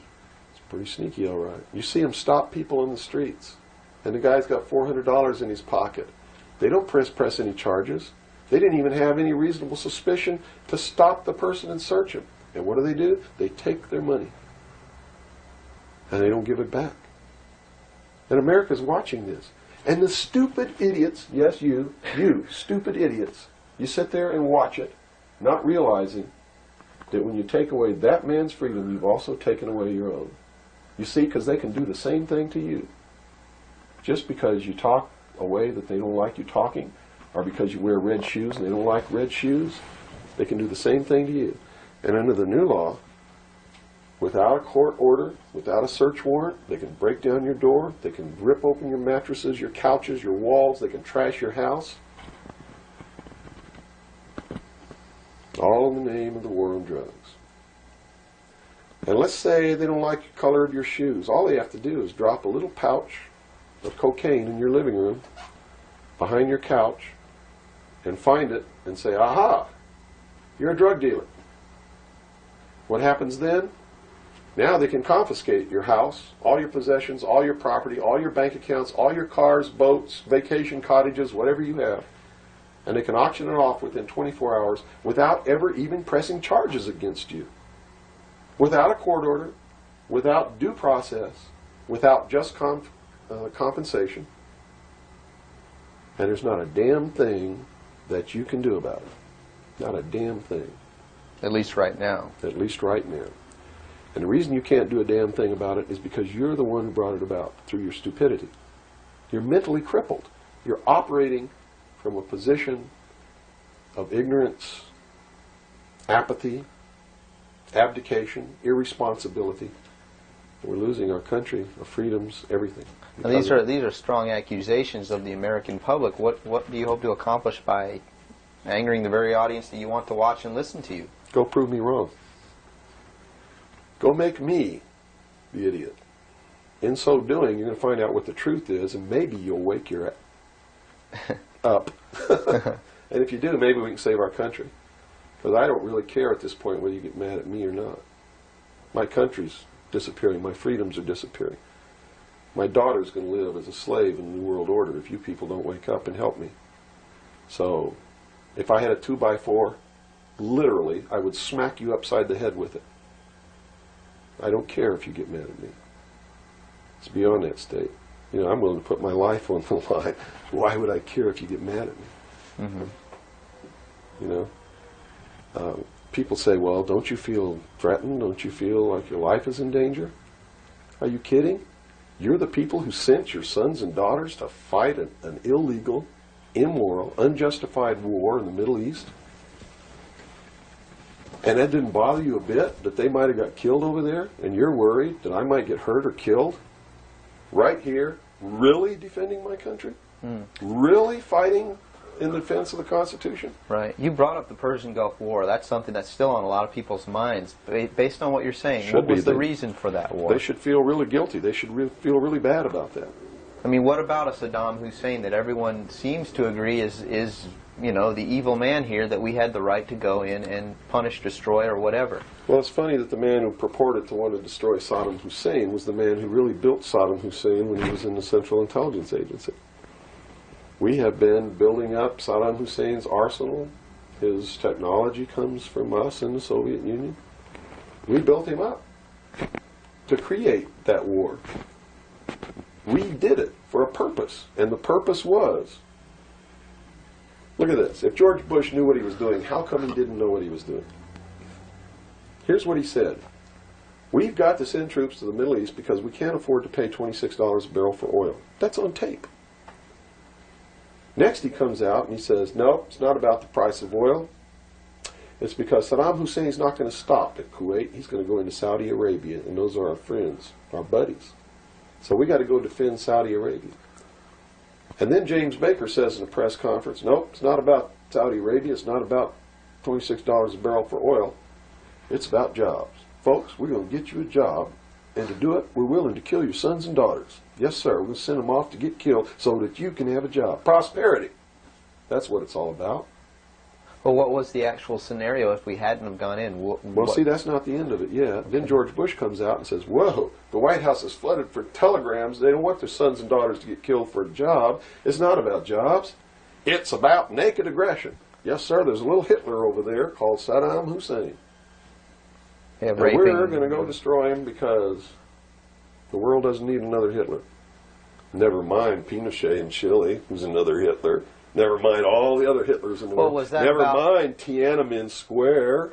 Well, then, you know, then people would say, well, the American government's not interested in that because money is not in you know, it's the oil here. We're talking about money. No. So you're saying it's not even that. No. They've been planning this war for years. In fact, Arco Press wrote a book about it.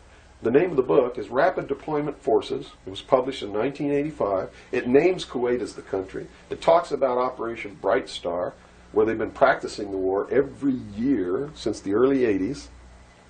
Sending troops over there practicing the war. Liberating Kuwait. It's even named in the book. The whole thing was spelled out years ago. What it was all about was to establish the New World Order. You see, because for the first time in the history of the world, it's established the legal international precedent that the United Nations could pass a resolution and send its police force to enforce that resolution, and that the member nations would have to pay for that action. And George Bush said it very clearly, but nobody was listening, when he said, no longer will any nation stand against a world united. And with that action, he established the legal foundation in international law that the United Nations is now legally and overtly the one world government, and that the United States military forces and the other forces that were sent by other countries were established as the one world police force under the United Nations. Have you seen the new Air Force uniforms yet? Nowhere on them does it say United States or U.S.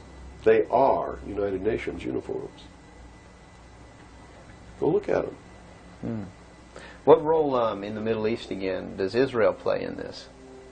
Israel was created as the instrument to bring about the Battle of Armageddon and the fulfillment of prophecy, a war that will be so terrible, where nuclear weapons will be used, so that the American citizens and the other people in the world will get down on their knees and beg for no more war. And what is the answer to that?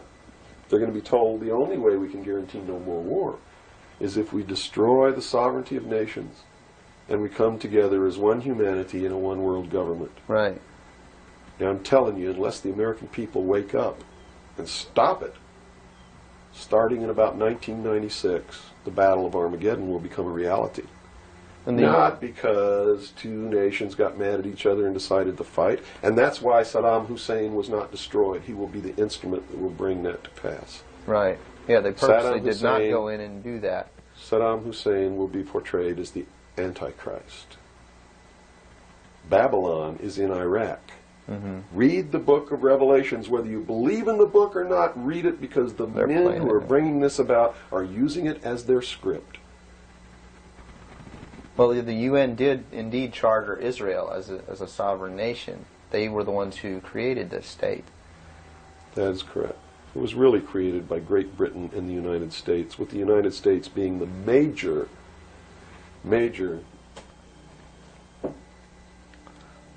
instigant. Okay, and the Jewish people were then being manipulated into believing it was for some other reason. That's correct. They've always been manipulated. And I get people who still come to me all the time and say, Bill, you're all wrong, it's the Jews. The Jews are subverting the world. Man, it's not the Jews, it's not the Catholics, it's not the blacks.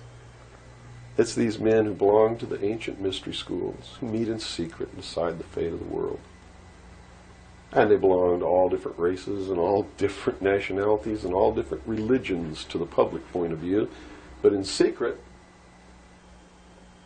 it's a different story. How about the European community? Here seems, based on your theory, another group of sovereign nations coming together to form one government. The European community, the EEC, was created by the Central Intelligence Agency, working through a lodge in Italy called the P2 Lodge. Propaganda 2 is the name of it, which is the intelligence arm of the Vatican, and Prince Bernhard, who is the leader of the secret World Council that controls these secret societies around the world, called the Bilderberg Group.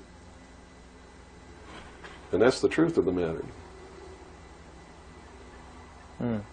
And well, during its creation, they just threw out Margaret Thatcher. She was really opposing this. Yes, she was, and that's why she got ousted. Okay. So did the Shah of Iran. So did Marcos. Anyone who opposes it gets ousted. That wasn't an overthrow of Marcos by the people in the Philippines. It was organized, instigated, and carried out by agents of the Central Intelligence Agency and the KGB. The overthrow of the Shah of Iran, our intelligence community is trying to tell us they didn't know anything about it. They didn't know what was happening. Bullshit.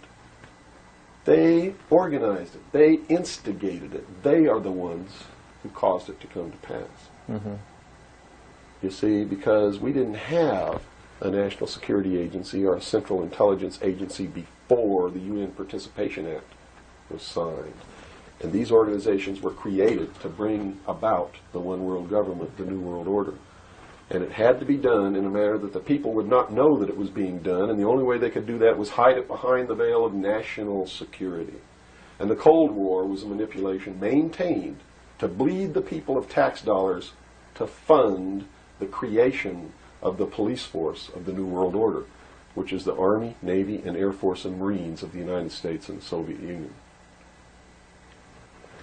And the people didn't rise up in the Soviet Union and overthrow communism. It came from the top down because it had to be done. There has to be a bringing to the same level of all the peoples of the world to approximately the same political viewpoint, so there's not big disparity in order to be able to justify the merger of all these countries together. Well, who now is ruling the forces of the former Soviet Union? You have Yeltsin in now. Gorbachev supposedly went down, but we're not sure about that. Well, let me tell you this. From the beginning, there was never any war between the United States and the Soviet Union. It was created by those at the top to fund the New World Order and the New World Order's police force. At the highest levels of all countries, they all belong to the same club. And we, the people, sit back and we watch this grand drama which is being played out for our benefit, not theirs. If it wasn't for us, they wouldn't even have to do any of this. But you see, they just can't come out and destroy all of us because they need slaves. They need people to make their shoes and make their cars and mine the ore. They need worker bees, and that's what we are. In the New World Order, we will be the worker bees, the slaves. So the Orwellian view of the vision of the future wasn't too far off based on this scenario. George Orwell was just like me. He was a low-level member of British intelligence who was appointed to a position high enough where he saw the same documents that I saw. And he tried to warn the world just like I'm trying to warn the world, only he wasn't willing to take the risk that I'm willing to take. So he wrote it in a book called 1984 and spelled out exactly what's coming as a warning to the people of the world, as a work of fiction. But you notice that that work of fiction really stirred people up because they knew that it wasn't fiction. In their heart of hearts, everyone who's read that book knows that it's coming. It's a possibility. Most people won't recognize it overtly or publicly, because then, if they recognize it, they have to be responsible to do something about it. And that's what every one of you have been resisting all your life, is being responsible to do something about it, to get involved. That's why you'll walk away from a girl being raped on the street by a gang of thugs rather than go and try to help her. And I'm not talking to all of you. I know there's some of you out there just like me, but most of you are just exactly what I've just described. Most people are no better than animals who do not have intelligence because they don't use their intelligence. And to these men who control things behind the scenes, you are stakes on the table by choice and consent, and will always be ruled and manipulated and enslaved by people who do use their brains. As long as we're debunking some myths, because it's putting pieces of this puzzle together, I think, for a lot of people that may be watching. The hostage situation in Iran that got Carter out of office, is this another orchestration? And if so, how does it fit into the October surprise is no myth. There was a deal made. There was a deal made at the highest levels to keep the hostages until after Reagan was elected. Do you really believe that it was an accident? That it was a coincidence that 30 minutes after Ronald Reagan was sworn in, took his oath of office, the hostages were released? Did they want Carter out? Are you really that naive? I can't believe it. Did they want Carter out? Yes, they wanted Carter out. They wanted Carter out. He wouldn't play by the rules? Or what was I don't know why they wanted him out, but they wanted him out. Carter was ineffective. He did not have the support of all the American people. They need people who can manipulate the American people so that they have their support. My message is to you is don't support anybody unless they're doing what we know to be right. Don't believe them. Don't fall for the manipulations. Double check everything they say. And that means you can't rely on the media as it is today either. Oh, of course not. All the media in this country, radio, television, and print, is all owned by 5 corporations. All of these corporations that own the media are owned and controlled, and members of the Council on Foreign Relations sit on their board of directors. Can you name those 5 corporations? Is that... Not off the top of my head. Okay. I could try, but I don't want to take a chance on being inaccurate. But you can trace that yourself. Okay. Remember, if you go down and you trace the ownership of a station or a newspaper, and you get to a corporation, remember that somebody owns that corporation, and it's usually another corporation. But when you trace the interlocking of all these things, when you get to the top, there's 5. And all journalists know that there's some things you don't write about, and you don't talk about, because you'll lose your job. And that's where the control is. And that's why they pay anchormen like Dan Rather $2 million a year. because he doesn't question them. He knows that if he goes against them, he's going to lose $2 million a year. Do you think a man that looks pretty and sits in front of a TV camera for the 6 o'clock news is worth $2 million a year? No way. I don't care how long he works, and I don't care what he does. There is no job worth $2 million a year. That's why they pay athletes these fantastic salaries. I was listening to the radio the other day. They just contracted to pay one player on one team $6 million a year. Can you believe this? And why is that? It's the Roman circus. What does the emperor do when the people become restive, and when the people are asking questions, and when the people don't like the policies of the emperor? He sends them to the circus. He creates a circus. He builds a giant coliseum. And he begins to throw the Christians to the lions. And he has great chariot races and football games and basketball games, all to keep the idiots preoccupied with things that don't mean anything in the scheme of the entire world, so that they don't have the time to learn what the truth is, so they don't ever get smart enough to learn how they're being manipulated, so they don't ever question the emperor. That's why they pay a player on a football team or a baseball team $1 million or $2 million or $3 million a year. It is the Roman circus. I know men who don't know anything in the world except who plays third base for the Mets. And they think that's a great accomplishment. And they meet and pat each other on the back and bond and go have cocktails and talk about what this guy that plays third base for the Mets did in last night's game. It's sad. It's really sad. Is there any room in a kind of society where these manipulations are not taking place for this type of entertainment, or any type of entertainment at all? If people understand that a game is a game, if people understand that nobody, no matter what they do, is worth paying $2 or $3 million a year for, people should be able to get rich if they want to, by the sweat of their individual labor. Okay? By going out and doing something for the world. Not by taking people's minds away from the emperor. It's a game. Football's a game. Football's a game. But let me tell you something.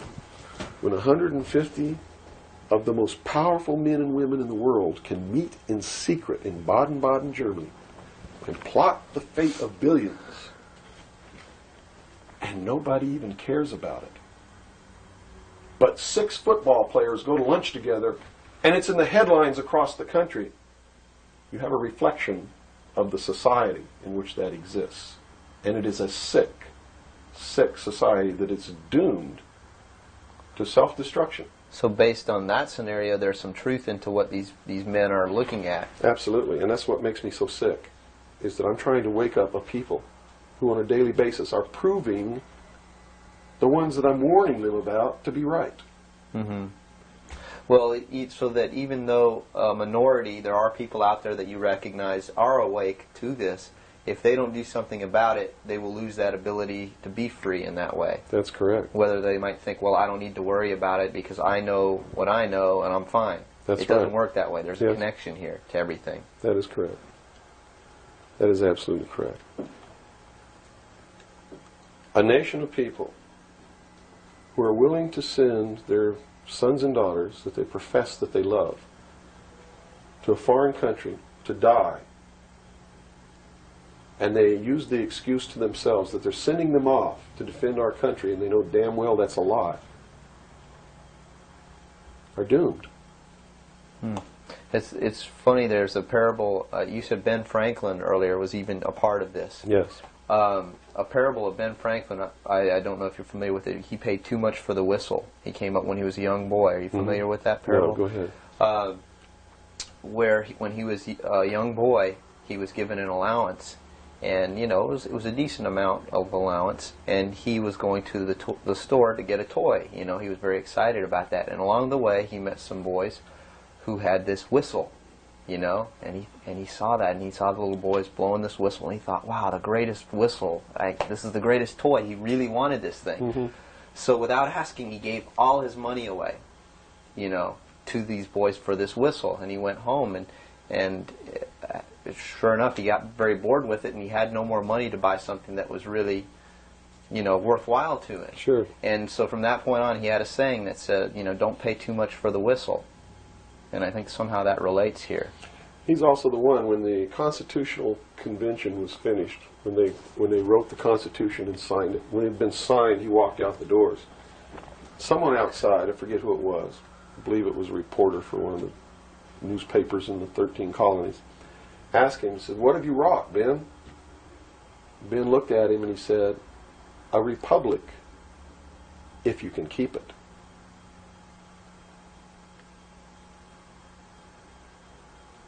He knew. He did.